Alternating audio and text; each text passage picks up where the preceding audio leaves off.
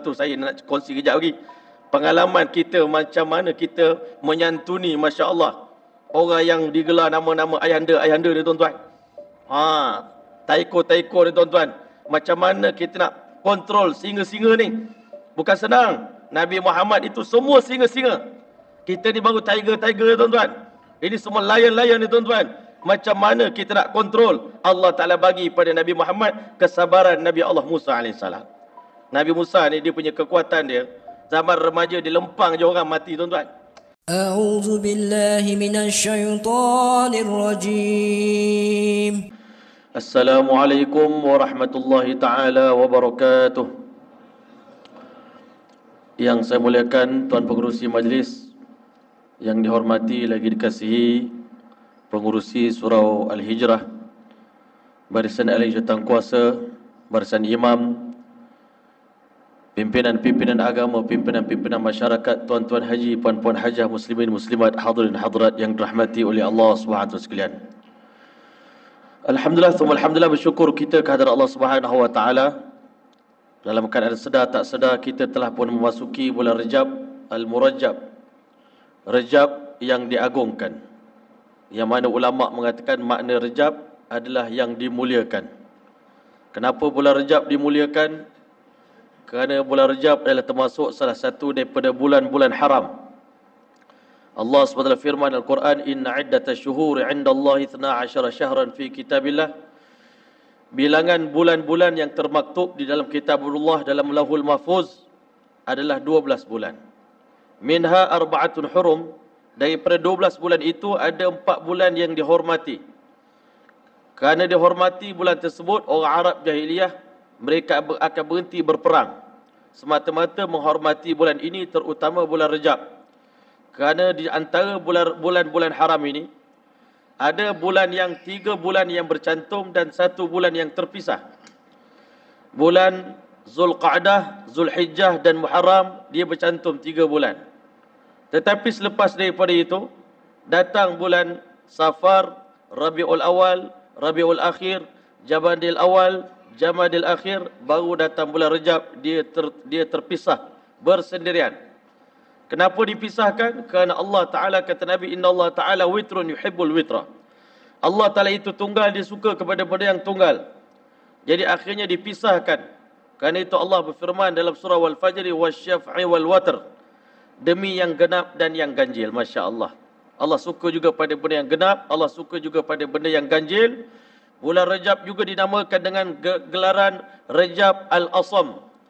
Rajab yang pekak. Kenapa pekak? Di dalam bulan Rajab ini tak kedengaran bunyi senjata-senjata yang selalunya bunyi. Itu belaganya pedang, kedengaran di telinga kita dalam bulan-bulan yang lain. Di bulan ini, orang Arab jahiliah berhenti daripada berperang, jadi bunyi senjata tak kedengaran, kerana itu dinamakan Rajab Al-Asam, kata Imam Al-Ghazali.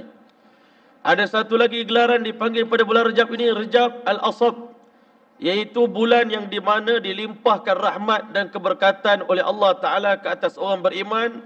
Lebih-lebih lagi lah orang beriman yang datang memakmurkan masjid. Masya Allah, seperti tuan-tuan dan puan-puan sekalian pada hari ini.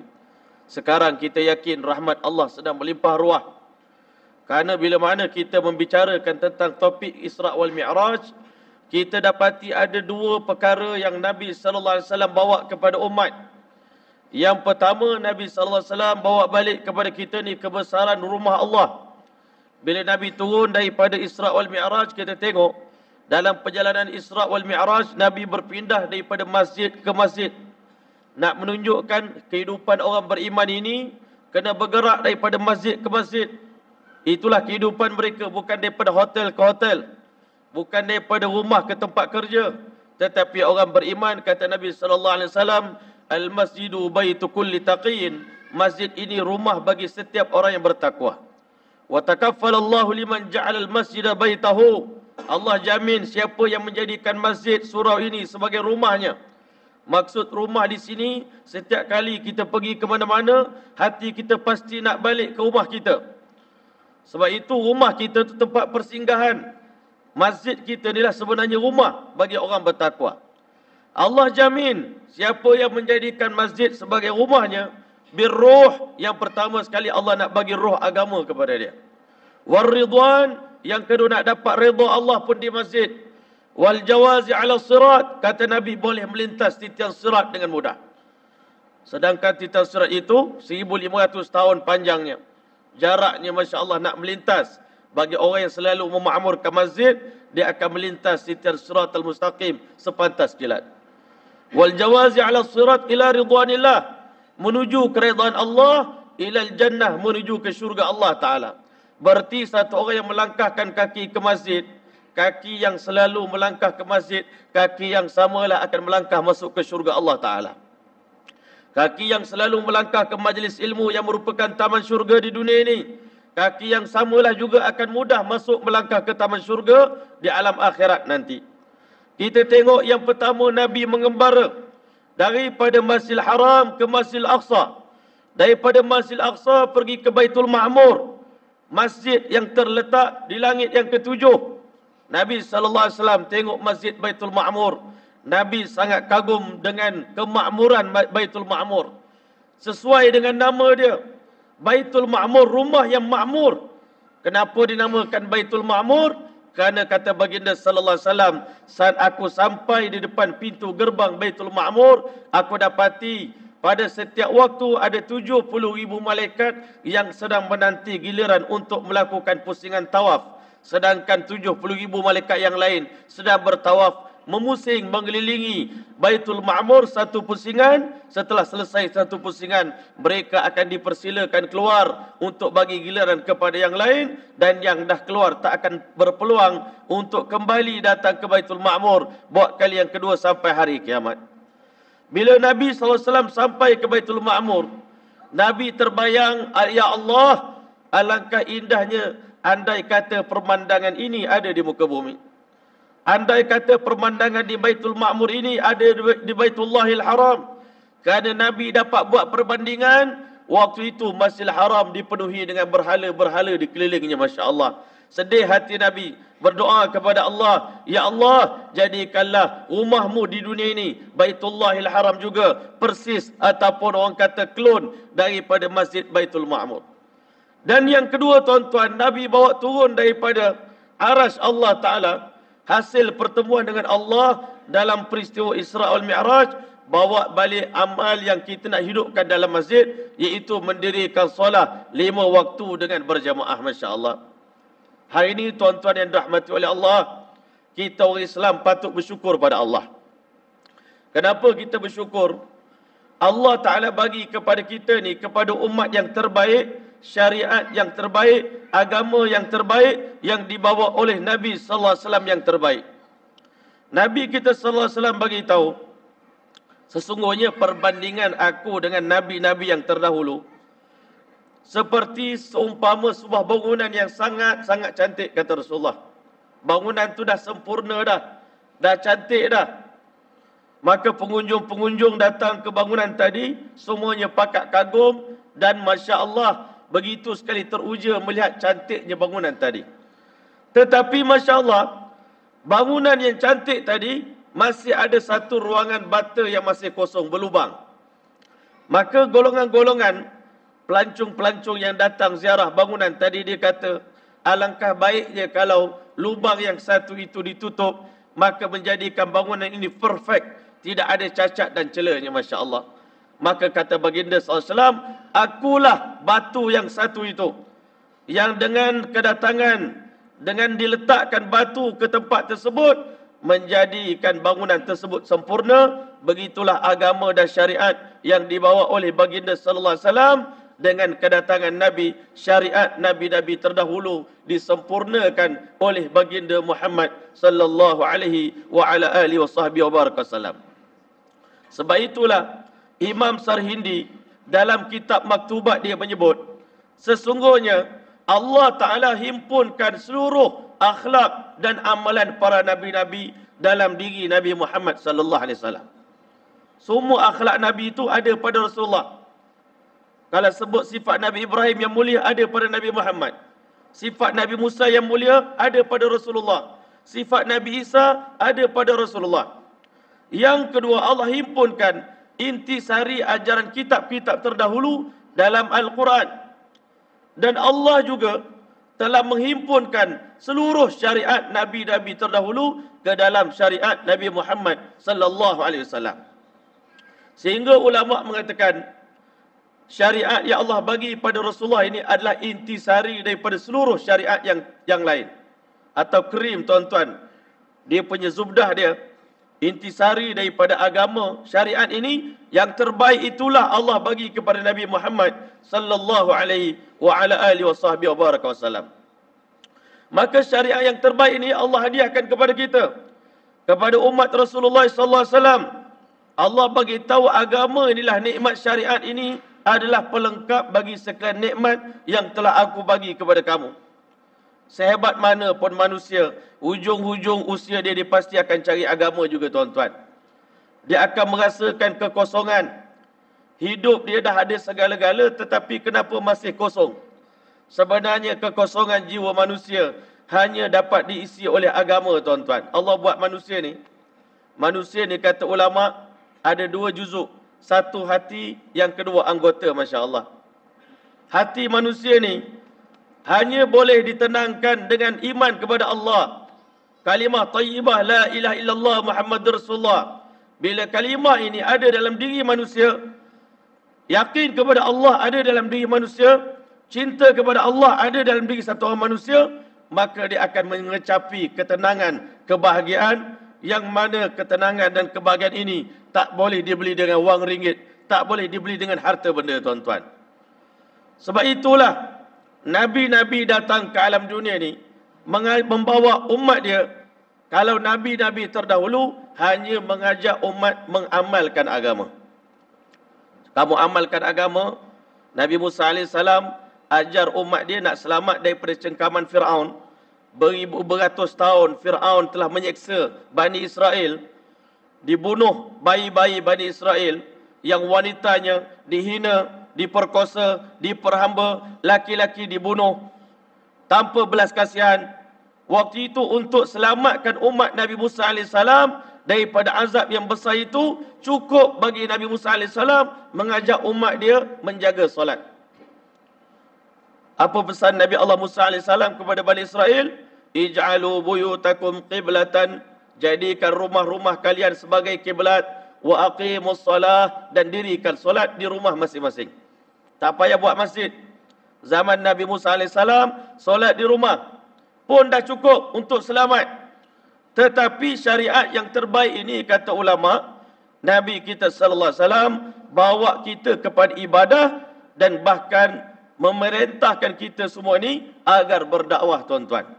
Umat akhir zaman ni ada dua function yang membezakan kita dengan umat terdahulu. Umat terdahulu nak berjaya cukup sekadar mengamalkan Islam ini, mengamalkan syariat.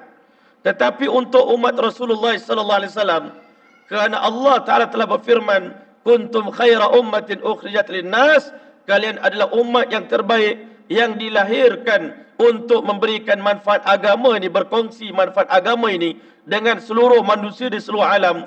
Ta'muruna bil ma'ruf wa tanhauna 'anil munkar wa tu'minuna billah. Kalian mengajak orang buat baik, mencegah manusia daripada kemungkaran, dan kamu sendiri beriman kepada Allah Taala. Tuan-tuan yang dirahmati oleh Allah, bahkan kita tengok dalam kehidupan Nabi kita Muhammad sallallahu alaihi wasallam, untuk umat Rasulullah ni pengamalan syariat tasyri' itu dilewatkan sikit. Tahun yang ke-10 baru turun perintah solat. Sebelumnya Allah Ta'ala perintahkan umat ini berdakwah dulu. Latihan berdakwah. Sebab itu kalau kita tengok agama Islam ni bermula dalam keadaan seorang je. Yang Islam cuma Rasulullah SAW saja. Balik ke rumah, Nabi ceritakan perihal dia ni dengan Khadijah. Ulama kata Khadijah ni wanita yang beriman pada Rasulullah tanpa didakwahkan. Khadijah ni berkahwin dengan Nabi dah lama. Dia tahu sifat-sifat nubuah, sifat-sifat kenabian ada pada Rasulullah. Kalau Nabi tak cerita pun, dia dah yakin yang Rasulullah ni betul-betul Nabi akhir zaman. Diperkuatkan lagi, bila mana Khadijah ajak Rasulullah berjumpa dengan sepupu dia, Sayyidina Waraqah bin Naufal. Bila Nabi ceritakan kisah malam semalam saya di dalam gua Hira telah didatangi oleh malaikat Jibril alaihissalam, Maka Waraqah telah beritahu, confirm kamulah Nabi akhir zaman yang dijanjikan oleh Allah dalam kitab Taurat, Injil, Zabur dan Al-Quran. Dan sesungguhnya malaikat yang datang kepada kamu malam semalam adalah malaikat Jibril AS yang dulunya selalu datang kepada Nabi Allah Musa AS. Tiba-tiba Waraqah yang buta matanya telah menangis. Dia telah beritahu pada Nabi Muhammad SAW, ya laitani kuntu ma'ak, alangkah bertuahnya kalau aku dipanjangkan umur sehingga aku dapat berkorban, berjuang, berdakwah untuk agama ini bersama dengan engkau wahai Muhammad SAW. Dan aku berazam kalau Allah panjangkan umur orang tua ni sampai detik itu, kata Waraqah bin Naufal, la ansuraka nasran muazzara, aku akan bantu sehabis-habis bantuan untuk sebarkan Islam ke seluruh alam. Ini janji Waraqah bin Naufal, tetapi dia meninggal dunia selepas daripada itu, tuan-tuan. Khadijah beriman pada Nabi tanpa didakwahkan, percaya dengan Rasulullah. Begitu juga dengan Abu Bakar. Bila Rasulullah SAW beritahu, sesungguhnya saya adalah Nabi akhir zaman, Abu Bakar telah beriman pada Nabi tanpa persoalkan. Sebab itu Nabi kata, semua orang lain aku ajak pada Islam, semuanya masuk Islam, tapi dengan alasan dulu, sekejap, nak fikir dulu. Balik rumah sekejap. Sayyidina Ali beritahu pada Rasulullah, saya balik mesyuarat dulu dengan ayah saya, Abu Talib, kalau diizin, saya masuk Islam. Abu Bakar tak ada. Sebab dia berkawan dengan Nabi daripada zaman remaja. Dia kenal Rasulullah. Nabi Muhammad tak pernah cerita macam ni sebelum ni. Ini kali pertama dia mengaku dia Nabi akhir zaman. Sayyidina Abu Bakar terus beriman kepada Nabi SAW. Waktu itu ulama kata golongan yang pertama yang menyahut dakwah Nabi adalah Siti Khadijah di kalangan kaum wanita. Di kalangan orang dewasa adalah Abu Bakar. Di kalangan kanak-kanak remaja Sayyidina Ali. Di kalangan hamba adalah Zaid bin Harisah dan juga isterinya Ummu Aiman, tuan-tuan. Masing-masing mereka ni laki-laki berdakwah di kalangan kaum laki-laki, wanita berdakwah di kalangan kaum wanita, hamba berdakwah di kalangan hamba. Masya Allah, kanak-kanak remaja berdakwah di kalangan remaja. Maka natijah daripada itu, Allah telah memberikan hidayah daripada usaha mereka yang dinamakan mu'allaf ini, tuan-tuan. Hari ini kita masing-masing takut nak berdakwah sebab kita kata kita bukan mufti, kita bukan qadhi, kita bukan siapa-siapa. Kita tak ada ilmu. Kita rasa kita tak layak. Padahal ulama bagi tahu Abu Bakar ni, hari pertama dia memeluk Islam, mana ada ilmu dia waktu itu? Apa ilmu yang dia ada? Ilmu dia cuma rasa kesian dekat orang lain, rasa Islam agama yang benar, wajib berkongsi kalimah la ilaha illallah ni dengan orang lain. Hasil daripada itu, tuan-tuan, kita tengok kadang-kala daripada dakwah seorang laki-laki, wanita dapat Islam. Kadang-kala dakwah daripada seorang wanita, laki-laki dapat Islam. Siti Khadijah, dia berdakwah kepada adik perempuan Sayyidina Umar, Fatimah binti Khattab. Fatimah binti Khattab pun masuk Islam. Setiap orang Islam waktu itu, mereka kerja, mereka berdakwah, qiyamul lail di malam hari, siang hari belajar agama dengan Rasulullah, muzakarah al-iman, dan mereka ini menunaikan solat tetapi mengikut syariat Nabi Allah Ibrahim AS. Tuan-tuan yang mulia, ini kerja orang Islam waktu itu. Solat, puasa, zakat, haji belum ada lagi. Dengan berkat Islamnya Fatimah binti Khattab, tiba-tiba satu hari Sayyidina Umar ni menjadi marah. Bila tengok adik perempuan dia telah memeluk Islam. Dia keluar daripada rumah, dia nak bunuh Rasulullah. Tapi seorang sahabat berjumpa dengan dia tengah jalan. Tengok dia tengah pedang, hunuskan pedang. Wahai Umar, ke mana kamu nak pergi? Aku nak pergi bunuh Muhammad SAW. Orang ni pun bijak juga politik. Dia kata, engkau buat apa nak bunuh Muhammad? Baik engkau uruskan rumah tangga engkau, adik perempuan kau pun dah memeluk Islam. Dia pun terus pergi rumah adik perempuan dia. Dia dengar adik perempuan dia sedang baca Quran dalam rumah bersama dengan Khabbab al-Arat dan bersama dengan suami dia, tuan-tuan. Dia ketuk pintu rumah, tuan-tuan, dia terajam pintu, dia telah pukul ipar dia sampai luka dan dia telah pukul adik perempuan dia sampai adik perempuan dia jatuh, kan, hampir-hampir tidak sedarkan diri. Tuan-tuan yang dirahmati oleh Allah, bila Sayyidina Umar tersedar daripada kesilapan dipukul orang perempuan, tuan-tuan, pukul adik dia sendiri, dia pun telah rasa menyesal. Bila dia bangun, dia tengok adik perempuan dia bangun daripada dalam keadaan begitu, angkat takbir, solat 2 rakaat, berdoa kepada Allah, minta Allah bagi hidayah kepada abang dia. Melihat keadaan tadi, tiba-tiba Allah buka pintu hati Sayyidina Umar untuk beriman kepada Allah Subhanahu wa taala, yang mana ulama bagi tahu berkat daripada Islamnya Sayyidina Umar itulah Allah Taala telah bagi kekuatan yang luar biasa kepada umat Islam. Tetapi nak beritahu kepada kita, Islam ni di peringkat awal memang berkembang dengan perantaraan dakwah, mengajak manusia kepada Allah. Dengan berkat berdakwah ini, Allah bagi kekuatan kepada para sahabat. Kekuatan yang mana tuan-tuan, kalau kita tengok patutnya mu'allaf ni imannya lemah. Macam kita tengok hari ni mu'allaf di tempat kita, dia lemah iman dia tuan-tuan. Tetapi berkat mengajak orang kepada kebaikan, Allah Ta'ala bagi kekuatan. Sebab ulama' bagi tahu ad-da'i la yud'a. Seorang pendakwah, dia tak akan mudah didakwahkan tuan-tuan. Jadi sebab itulah malam ini kita nak cerita tentang pentingnya berdakwah. Sebab tuan-tuan, benda yang jahat ni tuan-tuan, benda tak elok, benda batil, tak payah kita dakwahkan. Dia berkembang sendiri. Tuan-tuan yang mulia, bila kita tanam padi, rumput pasti akan tumbuh, kata ulama'. Benda yang batil ni akan tumbuh sendiri. Tak payah ditanam. Tapi kalau tanam rumput, padi tak akan keluar. Sebab itulah hari ni, benda baik ni perlu disebarkan, perlu ditanam. Dan dah tentu nak menanam benda ni tuan-tuan, perlukan pengorbanan yang besar. Kita tengok Nabi kita sallallahu alaihi wasallam, insan yang paling banyak berkorban untuk agama Allah Subhanahu wa taala. Sehingga ditanya oleh Sayyidatina Aisyah radhiyallahu anha pada Rasulullah sallallahu alaihi wasallam, "Wahai Rasulullah, ceritakan kepada kami, pernahkah datang satu detik dalam kehidupan tuan yang paling berat daripada peristiwa Uhud?" Sebab apa tuan-tuan mulia? Pada pandangan Siti Aisyah, pengalaman yang paling buruk, penyiksaan yang Nabi SAW terima, penderitaan, adalah pada hari peperangan Uhud, Masya Allah. Sebab dalam peperangan Uhud, 2 batang gigi geraham Nabi telah patah. Dan topi besi Nabi telah pecah dan melekat di kepala Rasulullah. Dan waktu itu tersebar berita di seluruh kota Madinah yang Nabi Muhammad SAW telah gugur syahid tuan-tuan. Waktu itu semua penduduk Madinah telah menangis mendengar berita kesyahidan Nabi Muhammad SAW.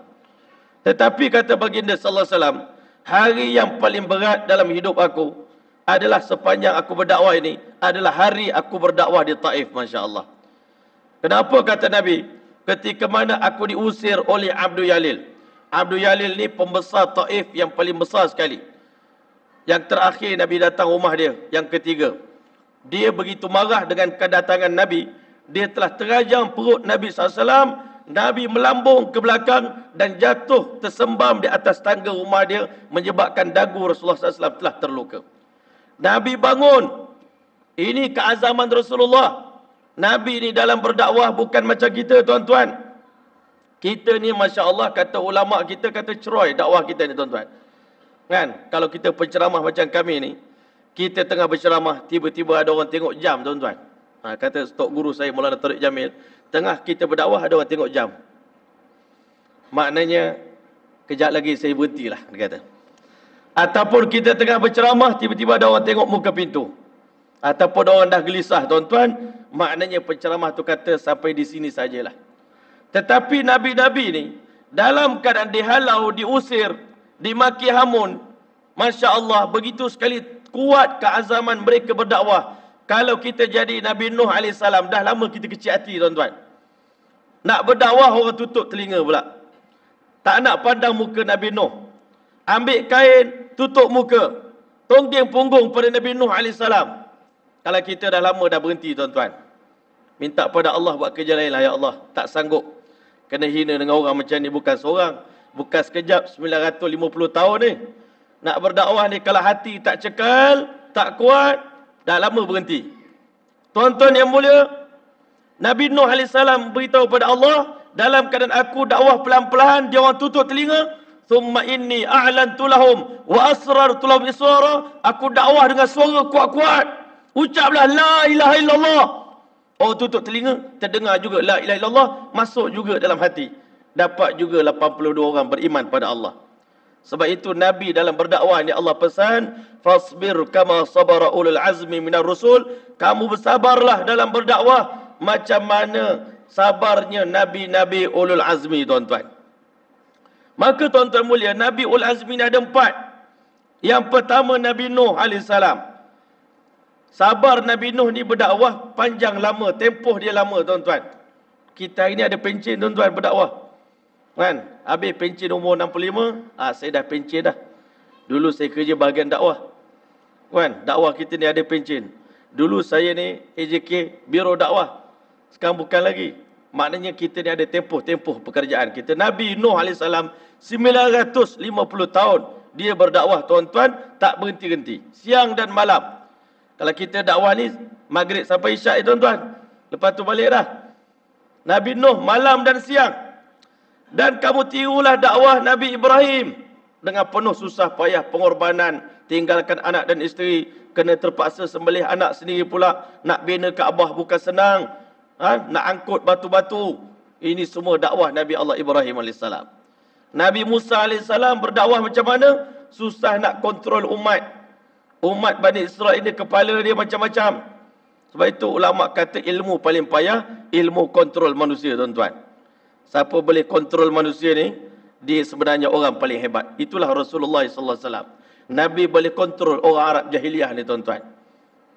Sebab tu saya nak kongsi kejap lagi. Pengalaman kita macam mana kita menyantuni, Masya Allah, orang yang digelar nama-nama ayahanda-ayahanda ni, tuan-tuan. Taiko-taiko ni, tuan-tuan. Macam mana kita nak kontrol singa-singa ni. Bukan senang. Nabi Muhammad itu semua singa-singa. Kita ni baru tiger-tiger, tuan-tuan. Ini semua lion-lion ni, tuan-tuan.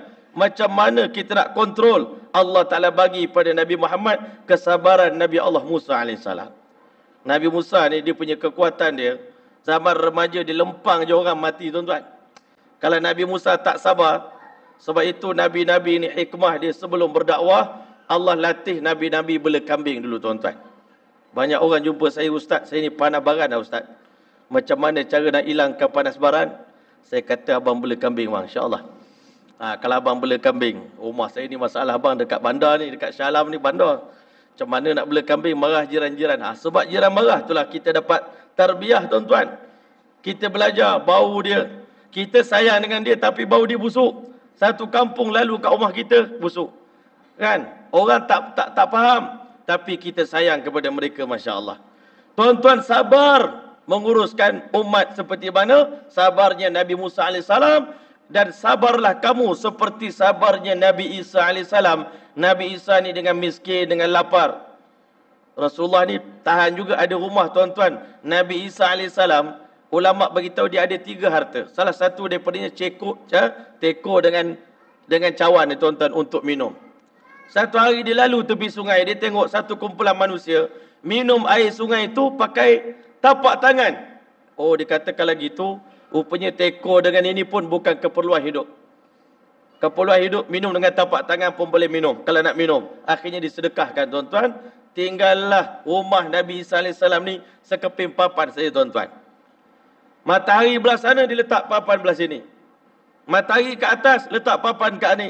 Matahari belah sana, letak begini, tuan-tuan. Itulah saja harta yang dimiliki oleh Nabi Isa AS dalam dia berdakwah menjadi satu orang manusia, tuan-tuan. Sabarlah kamu sebagaimana sabar-sabar mereka. Sebab itu Rasulullah SAW dia berdakwah, tuan-tuan. Dia tak cepat menghukum. Hari ini kegagalan kita dalam berdakwah, kita cepat hukum orang. Tuan-tuan bayangkan, tuan-tuan tengah duduk sini, tuan-tuan. Tiba-tiba datang budak rambut panjang, redlock. Rambut dia, tuan-tuan, dengan tattoo, muka berminyak, tuan-tuan. Badan dia busuk, tuan-tuan. Kan? Dia badan penuh tattoo dengan gelang. Dengan apa, tuan-tuan? Datang nak semayang, tuan-tuan. Rasanya macam mana? Kami pernah bawa budak-budak maknyah, tuan-tuan, datang semayang di masjid. Baru. Orang sebelah dia tengok. Kebetulan masa tu tengah nak marah dekat sajad, tuan-tuan. Kan? Tengah nak marah dengan sajad. Tiba-tiba ada pula maknyah semayang tepi dia. Kan? Tu, tuan-tuan. Budak tu dah lari ke belakang, tuan-tuan. Sedih dia. Orang kebetulan nak marah ke orang lain. Kita datang, kita pula kena. Tuan-tuan yang mulia, hari ini kita sebagai orang masjid, Kalau kita nak masjid kita makmur, tuan-tuan, kita jangan berpuas hati dengan jemaah yang kita sedia ada ni, tuan-tuan. Sebab matlamat kita ni 100% lelaki akil baligh memakmurkan masjid. Barulah kampung kita ni betul-betul makmur macam mana Madinatul Munawwarah di zaman Nabi SAW. Kalau tuan-tuan tengok zaman Nabi, daripada awalnya sebelum Nabi berdakwah, keliling Nabi itu semuanya penjenayah, tuan-tuan. Bukan sekadar bunuh anak orang, anak sendiri pun dia bunuh. Minum arak ni, tuan-tuan, memang dah biasa. Bahkan dia berbangga, arak yang di rumah dia ratusan tahun punya arak. Ini memang kau punya. Sekali minum memang 3 hari 4 hari ni lalok ni, Masya Allah. Tuan-tuan yang mulia, sahabat-sahabat Nabi ni bangga dengan maksiat. Bunuh kepala musuh.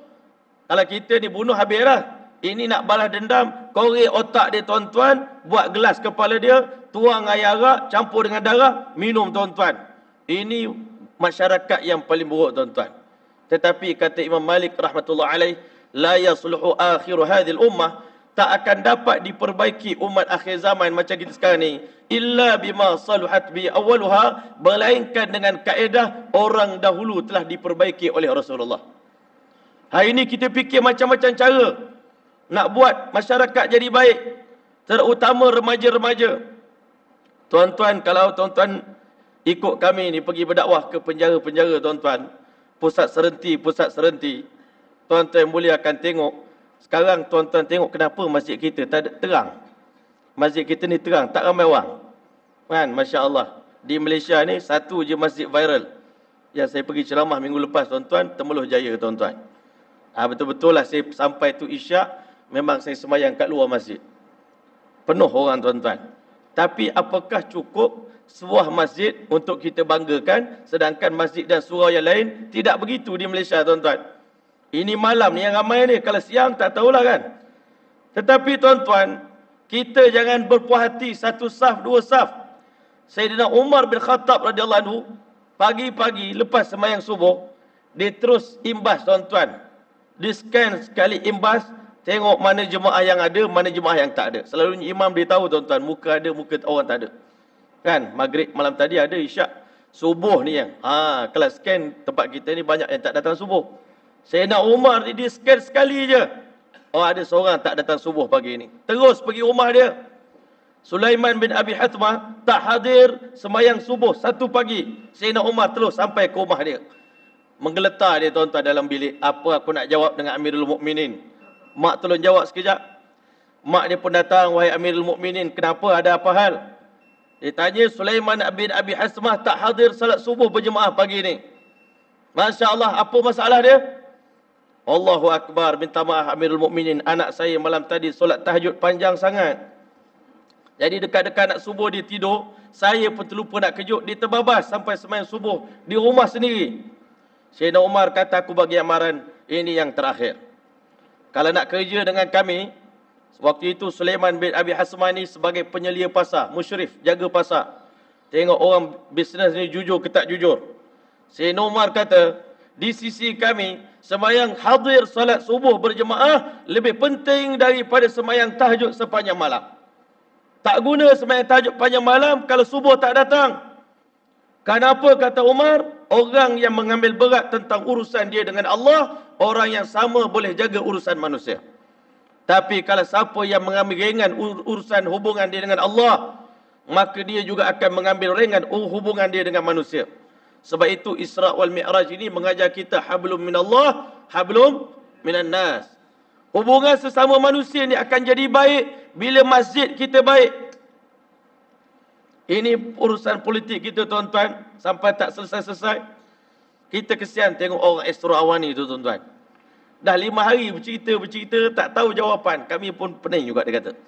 Kan, kami pun tak tahu. Ini masalah konflik negara ni. Sebenarnya punca di masjid, tuan-tuan.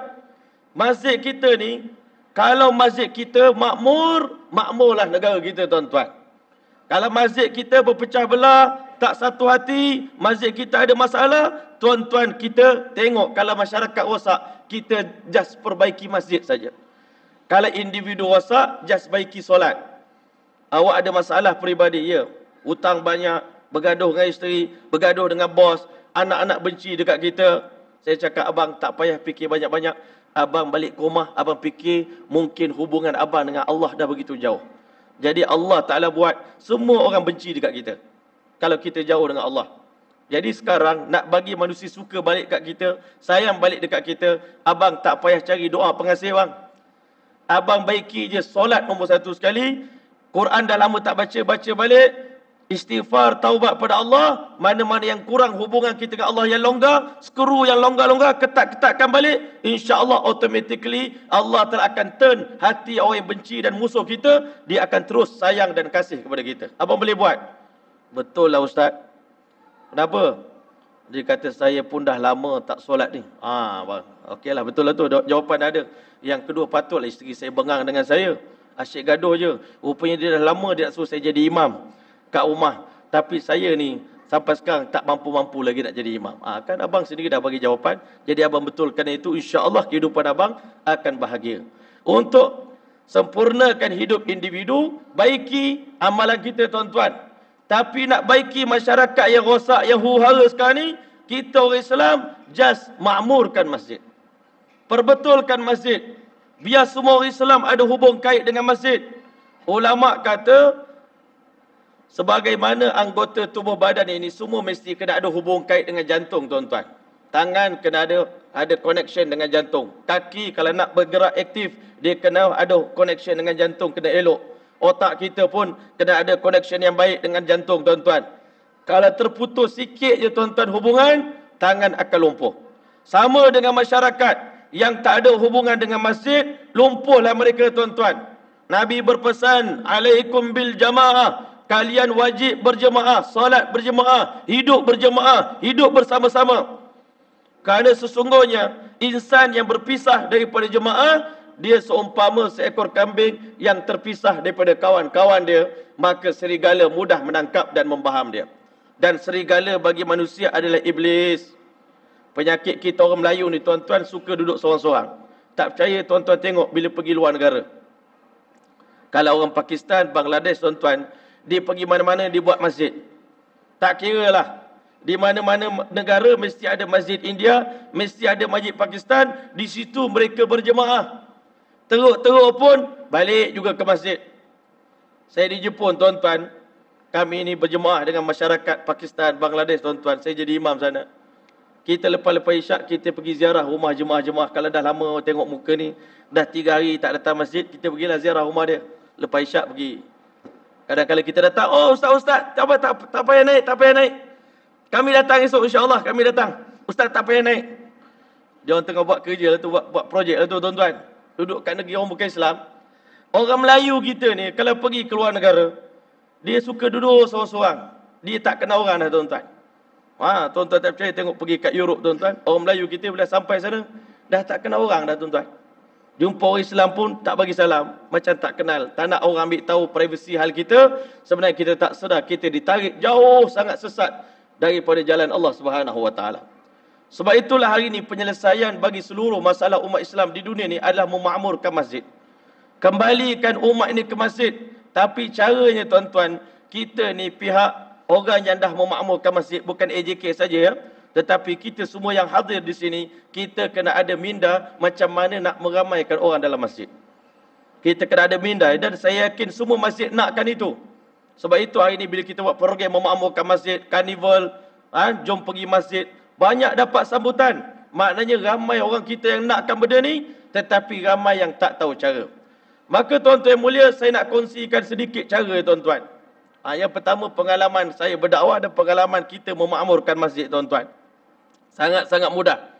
Yang pertama tuan-tuan yang mulia, saya ni dulu masa habis saya tamat belajar di South Africa. Saya mula-mula pergi berceramah ni dalam kawasan Jerantut Pahang. Saya tak keluar ke mana-mana pun, dalam Pahang saja. Pusing kat situ je. Kan?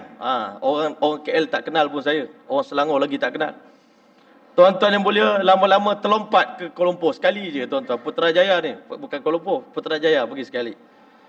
Lama-lama habis lepas Putrajaya. Lepas isyak. Lepas habis kuliah. Ramai anak-anak muda datang nak berjumpa tuan-tuan. Yang nak berjumpa ni semua orang yang ada masalah. Sejuta masalah dalam hidup.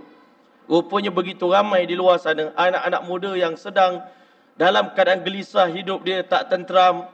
bergaduh suami isteri dengan kerja, dengan hutang, ada yang nak bunuh diri tuan-tuan, ada yang berbagai-bagai ragam masalah, tapi mereka ni umpama satu orang yang banyak masalah tapi tak jumpa kaunter pertanyaan.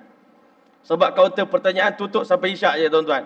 Lepas isyak, semua dah balik. Assalamualaikum. Engkau masalah engkau punya masalah. Kan, masing-masing. Kan, Masya Allah. Tetapi kita ni ambil sikit masa je lepas isyak. Tak apalah, orang nak minum, kita minum. Lepas minum sini, kami minum sana pula. Lepas minum sana, kami minum sana. Kadang-kadang makan malam, kena 3 kali makan malam. Nak menghiburkan orang yang tengah resah, gelisah ni tuan-tuan. Jadi kita kena bagi masa sikit. Korban waktu malam. Selalunya itulah masa kita nak berdakwah tuan-tuan. Bila kita pergi tuan-tuan, Allah buka. Daripada 1 orang, 2 orang, 3 orang, lama-lama jadi 1000 orang nak jumpa dengan kita tuan-tuan. 1000 orang datang nak jumpa. Semua nak mengadu masalah. Dan penyelesaian dia pun cuma kita bagi satu je. Kembali kepada Allah. Kembali kepada agama. Kembali ke masjid. Kembali menunaikan solat.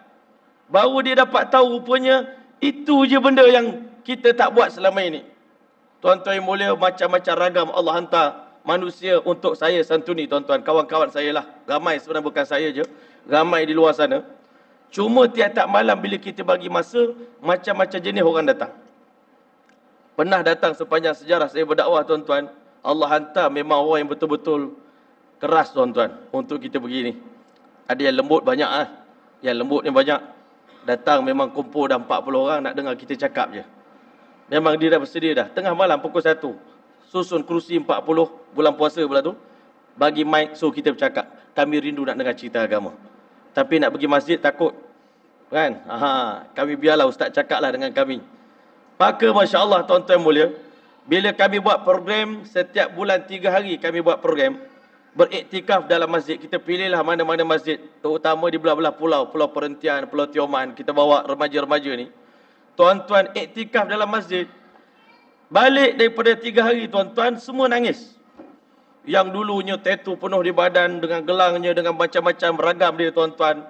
Macam-macam Allah Ta'ala bagi kami ni menyantuni artis-artis, penyanyi-penyanyi, pelakon-pelakon. Habis pelakon-pelakon, Allah hantar gangster-gangster, bonzer-bonzer. Datang tuan-tuan.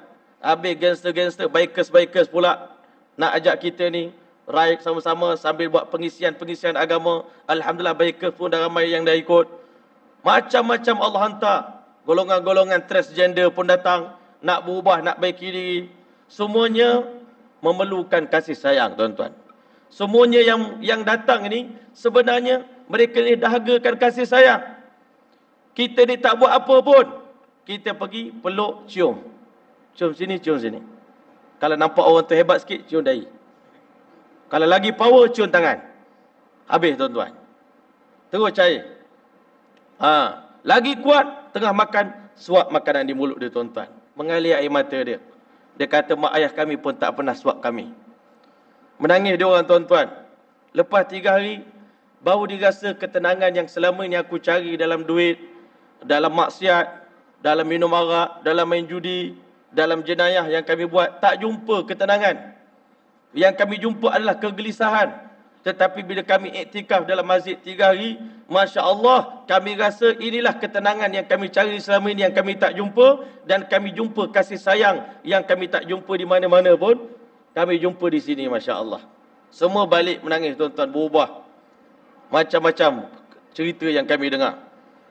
Ada yang dah beritahu sejak 6 bulan dulu saya pernah ikut sekali program dengan Ustaz. Alhamdulillah sampai hari ini 6 bulan saya dah tak tinggal solat. Masa pergi itu Masya Allah, ada sahabat-sahabat yang masa nak pergi, malam nak pergi program di Pulau Perhentian tuan-tuan. Ada yang duduk depan laptop menangis sampai ke subuh.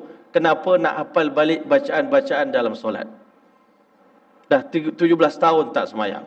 Dah lupa dah bacaan dalam semayang. Ada yang 30 tahun tak solat. Ada yang 40 tahun tak solat. Ada yang 50 tahun tak solat. Jadi satu orang tuan guru daripada Kelantan datang nak tengok kami ni macam mana cara kita ni, apa kita ni menyantuni anak-anak muda ni, Masya Allah. Kami nak tengok macam mana cara Ustaz buat. Saya kata tak ada apa pun Ustaz. Kita ni bagi kasih sayang je dekat dia orang ni.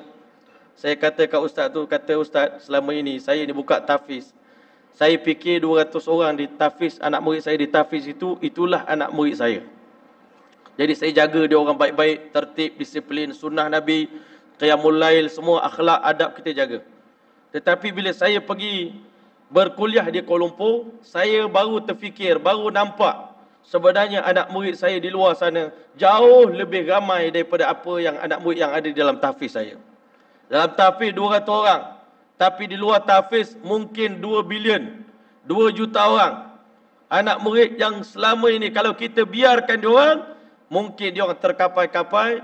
Satu malam tu tuan-tuan, saya balik daripada ceramah di Kelang, tuan-tuan, pukul 1:30 pagi dekat hotel. Mata sangat-sangat mengantuk dah. Memang nak tidur dah ni. Sampai di hotel, sahabat saya Abang Ali Rusia kata, "Maulana, jom." "Ke mana pula?" "Jom kita ke Sungai Buloh." "Kenapa?" Seorang budak ni diberitahu kalau tak datang selamatkan dia malam ini, dia akan bunuh diri. Ya Allah, kita tengah ngantuk ni.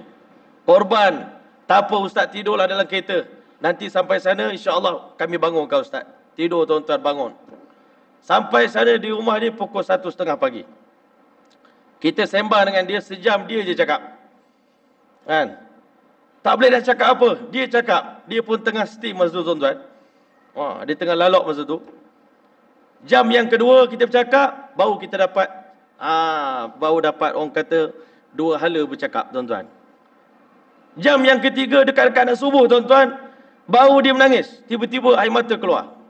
Saya kata, abang memang suka nangis ke bang?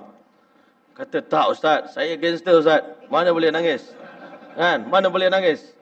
Habis tu abang nangis. Dia kata, sebab saya ni ibarat orang yang tengah lemas. Tenggelam dalam banjir, terkapai-kapai, dah lemas. Dah telan minum air banyak. Tiba-tiba datang satu golongan, campak tali ataupun hulurkan tangan, tarik tangan saya. Saya kata, siapa yang buat benda tu? Korang semualah. Korang semualah datang nak selamatkan saya. Saya kata, abang sedia tak sekarang ni? Abang dah kata kami ni penyelamat, the savior. Sekarang ni kami nak selamatkan abang. Kami nak bawa abang pergi masjid sekarang juga boleh? Pukul 5 suku pagi waktu tu tuan-tuan. Pukul 5 suku pagi. Memang malam itu tak tidur lah tuan-tuan.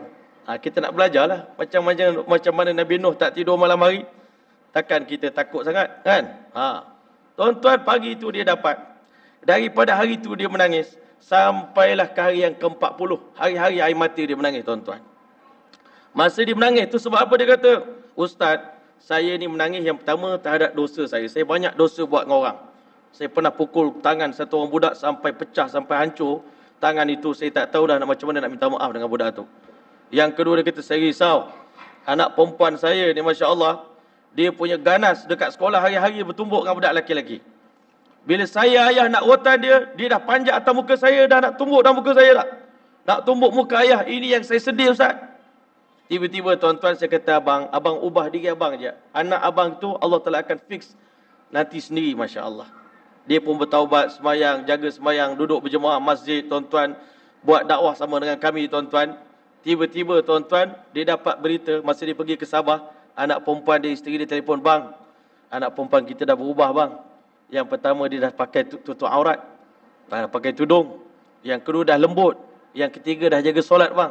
Alhamdulillah, syukur pada Allah Ta'ala. Rupanya Masya Allah, masalah dunia pada hari ini, penyelesaiannya adalah kembali kepada agama. Sangat-sangat mudah.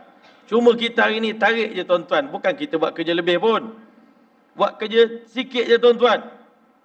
Kami ni nak Islamkan Acapan itu hari tuan-tuan. Kecoh satu Malaysia. Hari pertama, masa Acapan mula masuk Islam, semua orang ucap tahniah dengan saya. Tahniah Ustaz, tahniah Ustaz, tahniah Ustaz. Bila Acapan kata dia bukan Islam, semua orang kutuk Ustaz pula. Ini Ustaz tak guna menipu orang ni. Kan? Kita juga kena tuan-tuan. Dia orang tak tahu kisah. Malam itu tuan-tuan, Acapan datang ke, Masya Allah, tempat sahabat kami Abang Ali dengan Abang Ijam, tuan-tuan, medicine, tengah duduk berdakwah di kawasan saya lupa nama tempat dia tuan-tuan. Jenderal Hilir tuan-tuan. Surau kecil je. Acapan ni, dia orang kawan-kawan artis, panggillah, jom Acapan, kita buka puasa sekali. Jom kita terawih sama-sama. Bukan terawih lah, tengoklah orang semayang. Acapan ni tengok tuan-tuan. Makan sama-sama, more sama-sama. Hari kedua, tunggu Muhammad Hilmi nak datang ni. Nak jumpa dengan Acapan ni. Dia pun tunggu sampai pukul 11 malam tuan-tuan. Hari kedua, 2 hari dah datang. Malam tu kita kata, malam ni kita bagi jadilah. Pujuk punya pujuk. Dia takut-takut tuan-tuan, pukul 4 suku pagi baru masuk Islam. Maknanya tuan-tuan, Allah didik kita ni nak berdakwah ni, memang tak ada chance nak tidur malam. Kalau betul-betul nak ronda 1 KL ni, nak selamatkan umat ni tuan-tuan, anak-anak muda, banyak yang duduk di Dataran Merdeka, yang duduk di Taman ICT, yang duduk dekat Masya Allah, semua datang nak cari ketenangan diri tuan-tuan, nak tenangkan hati. Ada macam-macam masalah. Ada putus cinta, ada putus tunang, ada yang baru cerai dengan isteri. Semua nak cari ketenangan. Siapa nak datang jumpa kami? Bila kita datang tuan-tuan, dia terus nangis atas bahu kita tuan-tuan. Sebab tu Ustaz Abid Liu bila pergi tuan-tuan, memang dia dapat. Sekarang ni siapa je rajin nak pergi? Siapa rajin dia dapatlah tuan-tuan. Tapi bagaimana yang Allah Ta'ala akan bagi kepada kita, betapa bahagianya kita bila kita tengok satu orang budak yang dulunya masa mula-mula kita jumpa begini. Sekarang lepas kita jumpa beberapa tahun kita didik, dah jadi begini tuan-tuan. Allah Ta'ala bagi kita seronok.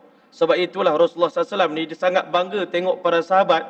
Daripada dulunya calon ahli neraka, tetapi sebelum Rasulullah wafat, man sarrahu an yara rajulan min ahli jannati yamshi ala wajhil ardi falyanzur ila hadzal rajul.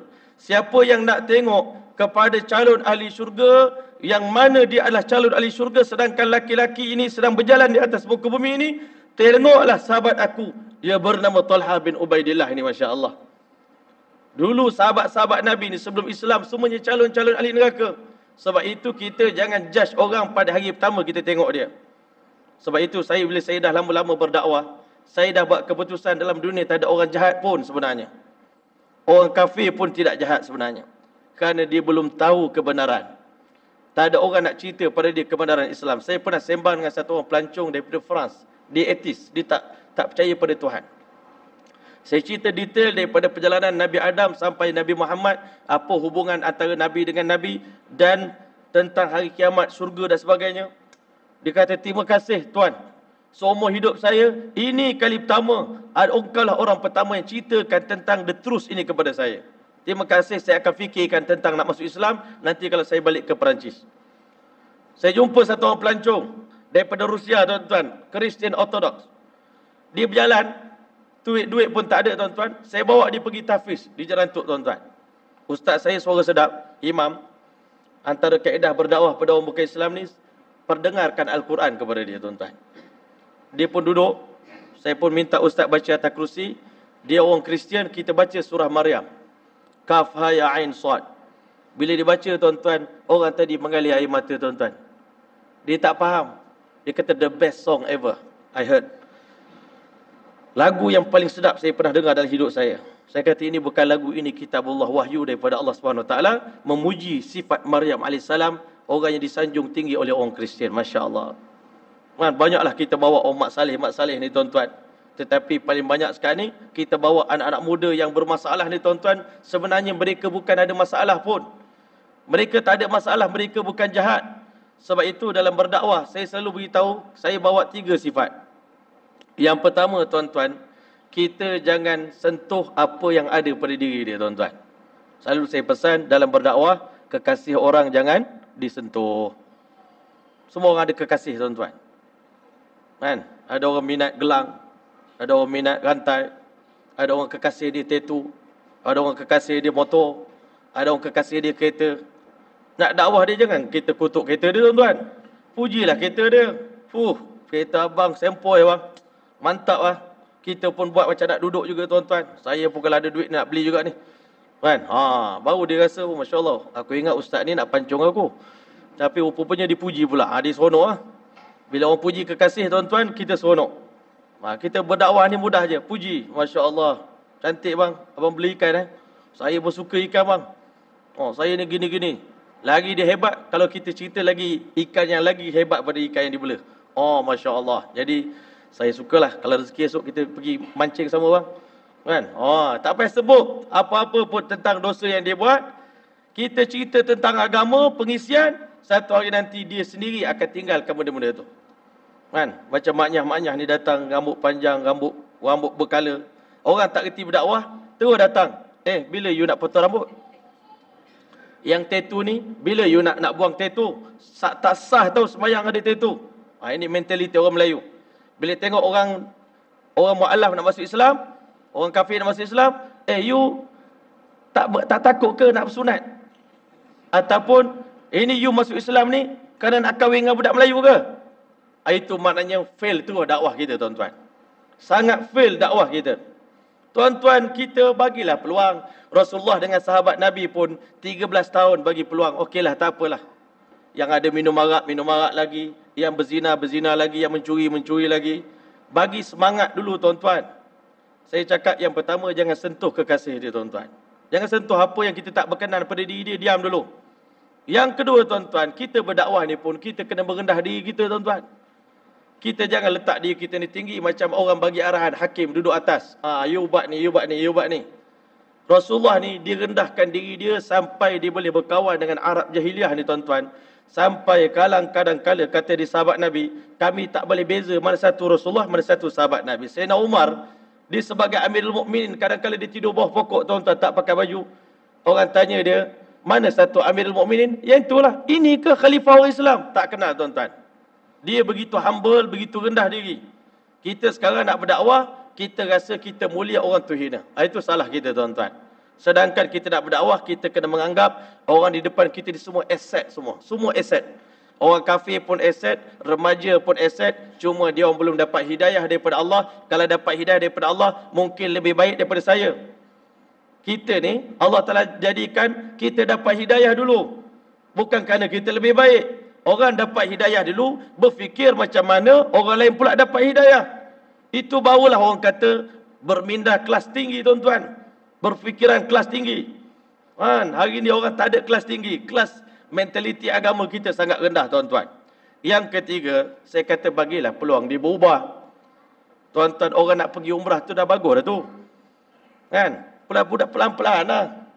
Esok dia ubahlah sikit-sikit. Ini kita sekali tu dom selalu tentam, bom selalu, tuan-tuan, bagi nuklear, bagi dia mati terus, lagi senang. Tuan-tuan mulia, saya cakap kat kawan-kawan, kita ni belajar di pesantren, di pondok, di madrasah, di universiti, tuan-tuan, 18 tahun baru dapat jadi baik sikit macam sekarang ni, tuan-tuan. Baik sikit lah. Tapi orang tu baru 3 hari nak berhijrah. Takkan boleh jadi macam kita, tuan-tuan, pandai baca Quran, pandai baca kitab, pandai cakap Arab. Bagi dia peluang. Dia nak berubah. Anak-anak kita pun, kita tengok dalam rumah kita, ada anak yang jadi rebel, tuan-tuan. Yang menentang kita, melawan kita. Sebenarnya kita cari di mana silap kita, bukan cari di mana silap dia. Rupanya kadang-kala kita terlepas pandang. Anak yang jadi rebel, tuan-tuan, yang menentang kita tu adalah kerana anak yang kurang kasih sayang. Dia rasa dia dipinggirkan. Cuba kita bagi kasih sayang. Sekali kita bagi, tuan-tuan, macam kami pergi dekat dia orang dah tak lepaskan dah, tuan-tuan. Ustazlah ayah kami, ustazlah abang kami, ustazlah guru kami, ustazlah orang yang paling kami kasih dalam hidup kami. Itu yang kita dapat. Itu yang Rasulullah dapat. Kenapa sahabat Nabi sayang sangat pada Rasulullah? Sebab Rasulullah ni yang menyelamatkan dia orang. Kami dulu tak tahu apa, jahil. Kalau Rasulullah tak jumpa kami, Rasulullah tak santuni kami, Nabi ni nak tangkap Bilal, tuan-tuan, 3 hari Nabi. Masya Allah, sebab tu saya kata dalam berdakwah ni, kita nak tarik orang macam kita ngorak orang perempuan, tuan-tuan. Bukan boleh pergi pegang tangan, jom kahwin dengan I. Ini kita, tuan-tuan. Pegang orang, jom pergi masjid. Mana dapat macam tu, tuan-tuan? Macam-macam mengorak, tuan-tuan. Nabi SAW pergi jumpa Sayyidina Bilal, tengok Bilal kerja, teruknya engkau kerja Bilal. Malam ni awak tidur ya? Biar saya bantu kerja awak. Nabi Muhammad pergi, mengisar gandum. Habis kotor baju Rasulullah. Bilal tidur. Bilal tertanya, ini Muhammad ni, dia tolong aku malam ni, dia nak minta apa daripada aku? Dia nak apa sebenarnya? Kalau dia nak minta duit, aku bukan ada duit boleh bagi dekat dia. Aku hamba. Tapi dia tertanya-tanya, minda dia. Dia tidur tapi dia tertanya-tanya, apa sebenarnya dia nak daripada kita? Malam yang kedua, Nabi kata, Bilal, malam ni awak tidur lagi. Awak tak payah kerja, biar saya buat kerja awak. Tuan-tuan, malam ketiga, Bilal, sebelum Bilal tidur, Bilal pegang tangan Rasulullah. Wahai Muhammad, sebenarnya ceritakan pada aku apa yang Tuan nak daripada saya. Wahai Bilal, saya nak satu kebaikan untuk kamu. Ucaplah, La ilaha illallah Muhammadur Rasulullah. Kata Bilal, kalau ini punca dia, wahai Muhammad, Sekarang aku dah pasti dan confirm dengan akhlak yang kamu tunjuk pada hari ini, kamu memang betul-betul Nabi akhir zaman. Asyhadu an la ilaha illallah wa asyhadu anna Muhammadar Rasulullah. Selepas Bilal masuk Islam, nak tengok dia tuan-tuan, kadang-kala kita jangan pandang orang pada hari ini, pandang dia orang pada masa akan datang. Bilal ni yang pertama, dia hamba abdi, kulit hitam, muka tak lawa, tak ada package pun pada dia tuan-tuan. Tapi Nabi Muhammad ni dipandang semua umat dia aset yang berharga. Orang tak tahu apa nilai Sayyidina Bilal. Bila Bilal masuk Islam, yang pertama Allah merdekakan dia. Dia selamat daripada penghambaan, tak jadi hamba lagi. Abu Bakar bebaskan Sayyidina Bilal. Seronok sangat. Selepas masuk Islam, nikmat yang pertama, kemuliaan yang pertama Allah bagi, aku telah pun merdeka. Selepas berapa lama, Nabi offer Bilal, kamu sudi tak berkhidmat dengan aku? Sebab itu kadang-kadang budak-budak yang nak berubah ni tuan-tuan, saya ajak dia khidmat dengan saya. Duduk dengan saya setahun. Bantu saya. Tak apalah, nak bawa kereta pun, nak duduk saja pun tak apa, nak makan saja pun tak apa, duduk dengan kita. Biar dia bersahabah dengan kita, berkawan dengan kita. Sayyidina Bilal ni tuan-tuan, jadi khadam Rasulullah. Uruskan air wuduk Nabi, uruskan tongkat Nabi, tempat tidur Nabi, pakaian Nabi, diuruskan tuan-tuan. Yang ketiga, Allah angkat lagi martabat Sayyidina Bilal. Dia pun tak sedar rupanya martabat dia sejak diambil agama dan kehidupan, Allah tinggikan lagi. Nabi Muhammad pilih dia jadi muazzin di Masjid Nabi SAW. Tuan-tuan, jadi muazzin di Masjid Nabawi di zaman Nabi masih hidup. Tinggi sangat martabat Bilal. Dan malam Isra wal Mi'raj, Nabi berjalan melangkah masuk dalam syurga. Nabi dengar bunyi tapak kaki Sayyidina Bilal sedang berjalan mengiringi perjalanan Rasulullah masuk ke syurga Allah Ta'ala. Malam itu Nabi dah buat keputusan, tidak ada insan yang lebih mulia di sisi Allah melainkan Sayyidina Bilal, sebab dia mendahului perjalanan Nabi masuk ke syurga Allah Ta'ala. Berkat agama juga tuan-tuan, Allah Ta'ala pilih Sayyidina Bilal pada zaman Sayyidina Umar telah menjadi gubernur di Damsyik tuan-tuan. Dan Bilal ni tuan-tuan sangat mencintai dan menyayangi Rasulullah. Hari dia nak meninggal dunia tuan-tuan, isteri dia kata, wahai abang, inilah hari paling buruk sekali dalam sejarah hidup adinda. Hari ini kita akan berpisah buat selama-lamanya. Bilal kata, wahai adinda, inilah hari paling bahagia bagi abang. Sebab apa? Sekejap lagi bila abang meninggal dunia, abang akan bertemu dengan kekasih abang, baginda Muhammad sallallahu alaihi wasallam. Dialah insan yang telah dulu mengambil abang daripada tepi jalan. Insan yang hina, tak dipandang apa pun oleh manusia. Dia telah mengubah abang menjadi insan yang berguna. Hari ini abang akan berjumpa dengan kekasih abang, Nabi Muhammad sallallahu alaihi wasallam. Tuan-tuan, inilah Rasulullah. Rasulullah ni bukan pilih orang ni hebat, okey jadi anak murid aku. Yang cemerlang, ambil. Yang bodoh, letak tepi. Bukan itu. Tuan-tuan, Nabi Muhammad bagi tahu annasu ma'adinun ka ma'adini dhahabi wal fiddah. Umat aku ni seperti lombong emas dan lombong perak. Semua orang kita dalam masjid ini dua kualiti saja. Di luar sana pun dua kualiti saja. Yang kafir, yang beriman. Hanya dua kualiti asalkan dia umat Nabi. Iaitu kualiti emas dan kualiti perak. Premium kualiti. Khiyaruhum fil jahiliyah. Orang terbaik pada zaman jahiliyah, khiyaruhum fil Islam, mereka juga yang terbaik bila memeluk agama Islam, idza faqhu, apabila mereka ini dapat kefahaman agama. Saja nak berkongsi pengalaman saya dengan Ustaz Fahmi minggu lepas tuan-tuan. Kami buat perhimpunan Malam Cinta Rasul tuan-tuan. Dengan sekumpulan anak-anak muda 2,300 orang. Dalam Dewan Bengket dekat UPM tuan-tuan. Kumpul semua anak muda 2,300 orang daripada seluruh Malaysia. Semua gedebe-gedebe tuan-tuan. Pakai baju hitam semua. Tapi bila mana majlis berlangsung, dia punya ayah dia yang paling besar tuan-tuan, bila saya peluk dia, saya kata, tahniah ayah. Ayah berjaya telah bawa semua anak-anak buah ayah ni ke jalan Allah Ta'ala. Mudah-mudahan ini semua saham Allah masukkan dalam akaun ayah. Masya Allah. Tiba-tiba dia menangis tuan-tuan. Ustaz, saya tak sangka. Saya ajak dia orang buat kerja jahat pun dia orang ikut. Ajak dia orang buat kerja baik pun dia orang ikut. Sebab tu saya berbisik dengan kawan saya masa tu, ustaz juga di sebelah saya. Tuan guru kita Habib Ali, saya kata, Habib, inilah keadaan yang berlaku dalam negara kita sekarang ni. Anak muda kita cari dekat masjid tak jumpa, tapi dalam dewan ini ada 2,300 orang. Ini satu majlis. Kalau majlis-majlis yang lain lagi ramai. Saya kata kalau kita ulama tidak gunakan tenaga diorang ni sekarang ni untuk kebaikan agama kita, ahlul batil akan gunakan diorang ni untuk buat kerja yang tak baik tuan-tuan. Tenaga ini akan digunakan untuk menyusahkan orang Islam, tuan-tuan. Tetapi kalau kita orang Islam ni bawa santuni mereka dengan penuh kasih sayang, anak-anak muda di luar sana, datanglah ke masjid. Bila saya pergi ke Masjid Temeloh Jaya, saya tanya apa dia punya rahsia dia.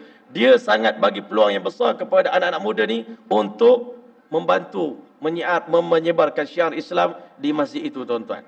Anak muda ada kelab, ada presiden dia, ada dia punya ni dia, ada dana khusus untuk anak-anak muda.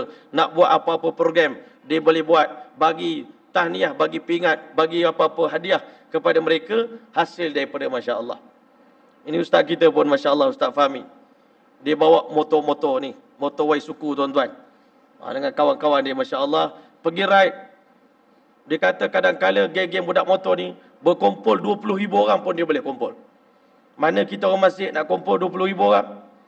Geng motor boleh kumpul. Kan? Di situlah kita pergi. Sampaikan sikit, walau sepotong ayat. Kami pergi berdakwah ke penjara Sungai Buloh, tuan-tuan. Masuk dalam, jumpa 3 kategori banduan, tuan-tuan. Yang pertama banduan biasa, jumpa, tuan-tuan. Yang kedua anak muda yang dulu terlibat dengan kes bunuh, tuan-tuan. UPNM, jumpa dengan diorang. Sayu hati saya tak pernah hina pun pada diorang. Saya sayang dengan diorang, saya rasa diorang adik-beradik saya. Tengok pakcik-pakcik umur 70 tahun, 60 tahun. Saya kata inikah tujuan Allah lahirkan mereka sebagai orang Islam untuk dipenjarakan. Kenapa zaman Nabi tak ada penjara? Kenapa zaman Nabi tak ada hospital, tuan-tuan? Sebab waktu itu semua orang Islam diislahkan, ditarbiah oleh Nabi dalam masjid. Masjid inilah tempat orang Islam nak baiki diri. Bukan penjara, bukan pusat serenti, tuan-tuan. Kita hari ini buat langkah terakhir. Dah tak boleh buat apa, tembak. Dah tak boleh buat apa, kita gantung dia. Tetapi tuan-tuan mulia, Nabi Muhammad ambil pendekatan awal. Daripada umur 7 tahun, anak laki-laki dah bawa ke masjid, tuan-tuan. InsyaAllah jiwa dia tak akan jadi jahat. Jiwa dia tak akan cenderung kepada kejahatan. Makmurkan masjid, bawa isteri sembahyang masjid, bawa anak perempuan dengar kuliah di masjid. InsyaAllah Allah jaga keluarga kita. Dah selamat keluarga kita, selamatkan keluarga orang lain. Kalau tidak, Masya Allah, kita jaga keluarga kita, budak-budak nakal ni, tiba-tiba tengah tidur, tengok ada cokor depan muka kita, tuan-tuan. Letak parang dekat leher kita. Tak selamat juga kita, tuan-tuan. Kita hari ni kena selamatkan seluruh dunia, tuan-tuan. Hari ni ulama' kata seekor anjing yang terbakar dalam api pun kita tengok. Bila dia mengerang, tuan-tuan, terbakar. Kita sayu hati kita nak terjun dalam api, nak selamatkan seekor anjing. Ini bukan anjing, tuan-tuan. Ini manusia. Anak Adam, yang kafir, yang Islam pun kita kena selamatkan mereka daripada api neraka. Sepatutnya kita tengok orang kafir lagi, kita kesian. Bukan kita benci. Hari ini kita terbalik. Kata Maulana Abdul Karim Siddiqui, punca kegagalan pertama sekali pendakwah pada hari ini kerana dipandang hina kepada orang yang nak didakwahkan. Dipandang hina pada orang tu. Pandang orang tu macam najis. Kita pandang orang kafir macam najis. Macam mana kita nak jadi asbab hidayah kepada dia? Nabi Muhammad tak pandang umat ni jahiliah ni yang tengah minum arak, tengah mabuk ni. Nabi tak pandang mereka hina. Nabi pandang mereka mulia. Sebab itu Nabi boleh bergaul dengan dia orang, Nabi tarik dia orang. Kalau sekali kita pandang hina, insya-Allah mustahil kita nak tarik orang tu kepada agama, tuan-tuan. Mesti kena sangka baik. Tak cukup dakwah di siang hari, malam berdoa nangis-nangis. Sebut nama musuh-musuh Islam. Hari ini kita marah sangat dengan musuh Islam ni, tuan-tuan. Betul lah, dia pun nakal juga. Asyik mengusik kita je. Tuan-tuan, ambil nama dia orang, doa dia malam hari. Pemimpin-pemimpin kita yang Melayu ni, tuan-tuan, ambil nama dia orang, sebut, ya Allah, pimpinlah mereka. Sebab itu dalam khutbah kita kena doakan raja-raja kita. Allahumma aslih a'immatana wa ulata umurina. Ya Allah, baikilah pemimpin kami, orang yang menguruskan urusan orang Islam, ulama-ulama kami, raja-raja kami, syababal muslimin, pemuda-pemuda orang Islam. Isteri kita, anak kita, kena doa luas-luas, tuan-tuan. Keampunan. Nabi pun bagi tahu siapa yang mendoakan keampunan untuk muslimin, muslimat, mukminin, mukminat, Allah ampunkan dosa dia sebanyak bilangan orang Islam yang ada di dunia ni, tuan-tuan. Kita baca je tapi kita tak tahu kelebihan dia. Allahumma ighfir lil muslimina wal muslimat wal mu'minina wal mu'minat al ahya'i minhum wal amwat innaka sami'un qaribun mujibud da'wat wa ya qadiyal hajat bi rahmatika ya arhamar rahimin. Sekali baca, dosa sebanyak bilangan orang Islam dalam dunia ni 1.5 bilion ada orang Islam, 1.5 bilion punya dosa kita, kalau ada sebanyak itu diampunkan dosa kita, tuan-tuan. Sebab itu Islam ni agama yang sangat hebat tuan-tuan. Dia bukan fikir individu, fikir orang lain. Sebab itu Nabi Muhammad tanam dalam minda sahabat, khairun nas man yanfa'un nas, sebaik-baik manusia orang yang jadi sebab kebaikan pada orang lain. Esok mungkin kita mati. Kalau kita tak berdakwah tuan-tuan, selalu saya cakap, kita pergi present depan Allah buku kita tuan-tuan. Okey. Saya selalu cakap, kalau Allah Ta'ala tengok buku kita, yang khusyuk, yang ikhlas, cuma 10% saja. Another 90% is rejected. Allah Ta'ala tolak. Tak ikhlas, tak khusyuk. Di hari kiamat kita nak cari mana pahala 90% lagi. Yang kurang, yang tak cukup ni tuan-tuan. Tapi orang yang berdakwah, kita pernah ajak orang ni daripada tak solat sampai solat. Lepas tu dia mula start baca Quran. Saya jumpa satu orang budak semalam di Temeloh. Dia kata, malam tadi saya mimpi jumpa Ustaz. Ustaz pegang dada saya doa. Kebetulan dia cakap tu, saya terus pegang. Terus dia nangis. 30 tahun saya hidup Ustaz, tak pernah semayang. Baru ini 2-3 minggu ni saya start semayang. Terima kasih Ustaz, bimbing saya. Tuan-tuan boleh bayangkan, daripada hari pertama dia semayang sampai dia mati, mungkin 30 tahun lagi tuan-tuan. Pahala dia solat, pahala dia baca Quran, dia start baca Iqra'. Belajar Iqra' dengan Ustaz kawan saya. Saya kata belajarlah Iqra', jangan malu. Jangan segan. InsyaAllah tidak ada istilah terlambat selagi belum mati. Tuan-tuan, dia dah mula belajar. Pahala 30 tahun Allah masukkan dalam akaun saya. Kita ajak, dia pula ajak kawan dia yang lain. Budak-budak muda ni tuan-tuan, dia ada kekuatan, dia ada geng. Satu orang berubah, dia boleh tarik geng dia berpuluh-puluh, beratus, beribu tuan-tuan. Inilah kita hari ni, kita gagal kerana kita tak pandai nak tarik mana kunci dia tuan-tuan. Nak tackle beribu-ribu orang. Kami pernah bawa pemuda, Masya Allah, gangster daripada KL, 3 buah bas. Daripada Johor, sebuah bas gangster tuan-tuan. Yang lain campur-campur. Tapi Toke Bas ni pula bagus pula. Toke Bas ni bila tahu ini nak guna untuk berdakwah, saya lebih baik Ustaz daripada bawa pemain bola ke, bawa apa ke, biar saya bawa bas dia untuk jalan dakwah Ustaz. Dia potong 10% daripada harga bas tuan-tuan. Supaya budak-budak ni dapat baik kiri, Masya Allah. Saya kata pahala besar ni bang. Beratus orang pergi ni, 500 orang naik bas abang ni. Masya Allah, pahala 500 orang Allah bagi kat abang. Sebab abang jadi asbab dia. Toke tu gembira tuan-tuan, pagi tu dia belanja semua ni, budak-budak 500 orang ni. Makan sarapan pagi, biar saya bayar. Apa kau makan sarapan pagi, abang bayar. Tuan-tuan, inilah orang yang ada minda yang hebat tuan-tuan. Hari ni tuan-tuan, kalau kita orang Islam ada minda begini tuan-tuan, selesai masalah kita agama ni tuan-tuan. Hari ni kita ni tak bawa umat ni ke masjid. Kita bawa ke tempat lain. Sebab itu hari ni tuan-tuan, cara kita nak bawa macam mana nak ramaikan orang di masjid. Salah satu daripada tadi, kita kena menyantuni golongan muda ni tuan-tuan. Macam mana cara dia? Sangat-sangat mudah tuan-tuan. Kan? Jadikan masjid ni tempat yang menyeronokkan tuan-tuan. Masya Allah. Kadang-kadang kita buat futsal tak jadi. Dia tak datang juga ke masjid. Orang masjid kena ada personal touch dengan dia orang tuan-tuan. Kita kena kaji apa masalah dia, jumpa dengan dia, tak ada duit, tak apa, abang belanja. Kan? Ada masalah sikit, kewangan, tak apa, abang belanja kau, nak sama belajar.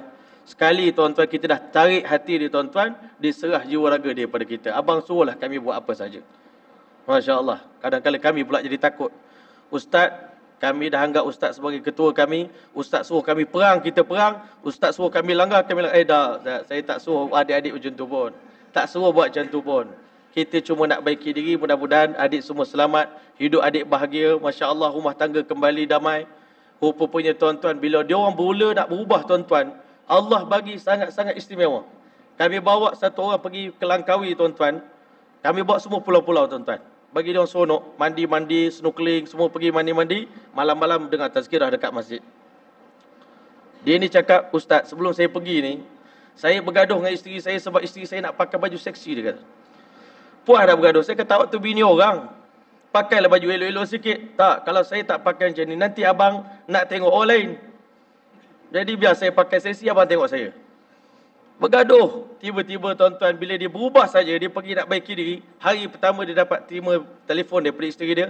Isteri dia kata nak jual dah semua baju-baju ni. Dia kata, Alhamdulillah Ustaz, masalah saya selesai Ustaz. Saya kata, hanya kita baiki diri saja, berniat melangkah je, Allah dah selesaikan segala masalah dalam hidup kita semua. Terima kasihlah Ustaz. Saya sangat syukur. Alhamdulillah. Azam saya istiqamah, doakan saya. Tuan-tuan rupanya Masya Allah, terlalu banyak ribuan, ratusan ribu remaja-remaja kita di luar sana yang dahagakan benda ni tuan-tuan. Kita kena bantu dia orang. Kita yang dah ada kekuatan ini bantu. Masjid kita tuan-tuan, Masya Allah, ada sikit kelebihan sekarang ni, memang dah orang dah buat dah. Mana-mana pun dia buat dapur masjid, dompet du'afa, macam-macam lah. Sekarang ni aircon safe pun ada buat. Bakul rezeki tuan-tuan. Bakul rezeki kongsi dengan orang. Daripada masjid ni bagi nampak masjid ni baik kepada masyarakat. Walaupun pada orang Islam, pada orang bukan Islam, kita bagi sumbangan. Mudah-mudahan jadi satu aura tarikan. Sampai macam mana di Perancis tuan-tuan, ada satu buah masjid. Orang kafir masuk tu memang hanya terpikat dengan masjid nak masuk Islam tuan-tuan. Tengok masjid saja. Sebenarnya masjid ni sangat kuat peranan dia zaman Nabi. Nabi gunakan masjid ni. Sebab tu kita hari ni tengok orang kafir masuk masjid, kita jangan marah. Welcome, Masya Allah brother. We are happy to see you. I'm very glad to see you. Masya Allah, welcome to our mosque. Kita tunjuk akhlak ni. Bagi, tak payah tunjuk ini lampu, tak payah tunjuk tiang. Tunjuk dekat dia, sekarang bagi makan dekat dia. We welcome you insya-Allah. Belanja you nasi lemak, masya-Allah. Belanja you pisang goreng. Belanja you teh tarik. Dia kata orang Islam tak marah dengan kita orang. Tak. Ini kan kita awal-awal lagi tuan-tuan dengan orang kafir. Itu najis kan? Dia tak mandi wajib kan? Yang nak mandi wajib ni kita. Kita orang Islam tu kena mandi wajib. Orang kafir tak payah mandi wajib. Dia belum ada hukum syarak lagi atas dia tuan-tuan. Nabi Muhammad di belakang masjid. Satu hari tuan-tuan, Sumamah bin Abil Ashal, seorang gangster tuan-tuan di kalangan sahabat Nabi. Sahabat Nabi ni dia tangkap, lalu tengah jalan tengok Islam ke bukan Islam. Tangkap, letak dalam masjid. Tiba-tiba dia kena kidnap tuan-tuan, termasuk dalam masjid. Ramai tadi sahabat Nabi bawa orang lain bawa balik berdakwah. Ikat dia Sumamah dekat tiang tuan-tuan, tiang masjid. Tapi belanja dia makan. Bagi dia makan, layan dia. Nabi Muhammad 3 hari dakwah dia masuk Islam, masuklah Islam. Saya tak akan masuk Islam. Saya tak akan masuk Islam. Tapi tuan yakinlah saya orang baik. Kalau tuan lepaskan saya janji saya akan bagi yang terbaik buat tuan. Hari kedua Nabi Sayyidina Umar tengok Rasulullah ni letih dakwah pada dia. Rasulullah, izinkanlah kami ni, dah gatal tangan dah Rasulullah. Orang ni degil sangat, bagi kami pancung sekali lah. Kan? Bagi putus kepala dia. Selesai masalah ni, degil sangat ni, kas kepala. Macam kita lah, tengok orang, kita dakwah dia, nasihat dia degil, dia bakar kepala, kita dah mula nak marah. Kadang-kadang Allah uji da'i ni tuan-tuan macam tu. Satu orang budak jumpa saya. Ustaz ada kat mana? Ada kat Jalan Tut. Okey, saya nak jumpa Ustaz. Ada apa? Adalah Ustaz. Dia pula cakap gitu. Kita datang, dia datang kat situ. Ustaz jangan ingat saya datang ni kerana saya nak ikut Ustaz. Saya nak uji Ustaz je. 3 hari saya duduk dengan Ustaz. Kalau saya tak dapat apa-apa dengan Ustaz, lepas ni di hari kiamat, Allah dah tak boleh tegur saya dah. Saya dah bagi masa 3 hari untuk Allah, Allah tak bagi hidayah pada saya. Itu tuan-tuan. Kalau tuan-tuan kena macam tu, jangan rasa kan. Ini Allah uji da'i ni. Hati kita ni macam mana? Daya ke tak daya menanggung tuan-tuan. Tiba-tiba kita sabar. Tak apa, insya-Allah layan dia baik-baik, bagi dia tempat tidur, bagi makan. Habis 3 hari terus terang saya cakap dengan Ustaz, saya kecewa, saya tak dapat apa pun duduk dengan Ustaz. Saya ni manusia biasa, bukan saya mampu bagi hidayah pada awak. Tuan-tuan balik. Tapi Ustaz jangan ingat, jangan cari saya dah lepas ni, jangan doa kat saya. InsyaAllah cari saya tak cari bang, tapi saya doakan untuk abang. Esok pagi tuan-tuan lepas subuh dia telefon. Nangis-nangis. Dia cakap apa dah Ustaz buat dengan saya? Kan? Tadi sembahyang subuh saya nampak muka Ustaz je. Patut nampak Allah kan? Nampak muka Ustaz je. Ustaz dah baca apa dekat saya? Saya tak tahu, saya tak baca apa. Malam ni boleh jumpa Ustaz? Boleh. Semalam kata tak nak jumpa dah.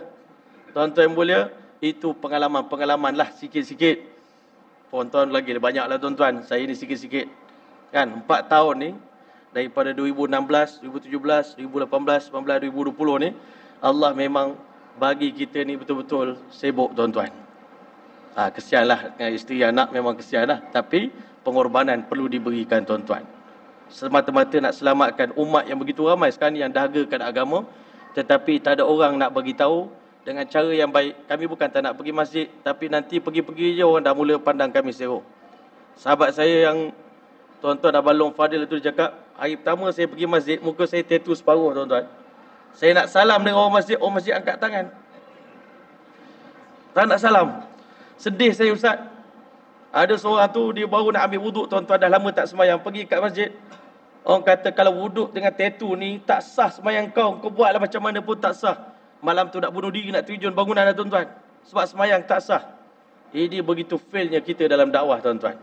Sebab itulah hari ni kita kena buka cara kita, minda kita. Perlahan-lahan jadikan diri kita ni sebagai bunga. Macam mana Rasulullah disayangi, dicintai, mudah didekati tuan-tuan. Jadilah kita seperti itu tuan-tuan walaupun kita tak pandai. Kita belanja anak-anak muda tuan-tuan di kedai kopi, belanja dia orang makan. Saya pernah di kampung saya sekali budak tu. Dia terperanjat bila saya belanja dia makan tuan-tuan. Ingat orang macam kami ni tak ada orang nak belanja dah. Kan kami ni orang, yalah budak kerja biasa je. Kita belanja dia makan, tak apa budak tu makan, saya belanja. Makan. Tuan-tuan, Allah telah campakkan kasih sayang di hati mereka kepada kita. Sebab itulah tuan-tuan, banyak lagi lah nak cerita tuan-tuan. Banyak sejarah dia tuan-tuan. Tapi insya-Allah ta'ala kita azam insya-Allah. Daripada perhimpunan ini mudah-mudahan kita azam, kita adalah pendakwah insya-Allah taala. Kita nahnu da'i, nahnu du'at, lasna qudat. Kami ini pendakwah bukan kami ini penghukum. Kan? Kalau nak jatuh hukum tuan-tuan, sebab itu Maulana Tariq Jamil beritahu di saat satu orang manusia dahagakan kasih sayang, kenapa engkau jatuhkan fatwa ke atas diri dia? Hari ini banyak kita fatwa, ini munafik, ini zindik, ini orang tak guna, ini ahli neraka, ini laknatullah alaih. Ini kita tuan-tuan. Nabi SAW tak pernah dihantar untuk melaknat manusia, untuk menghukumkan manusia. Bahkan ulama' beritahu, dinamakan Ahlus Sunnah wal Jamaah itu siapa? Kita selalu baca hari ni apa? Hadis 73 golongan umat akhir zaman, satu je masuk syurga, semua orang kata dialah yang satu tu. Yang lain semua neraka. Ulama' kata sebenarnya Ahlus Sunnah wal Jamaah yang sebenarnya adalah golongan yang nak selamatkan another 72 groups tuan-tuan.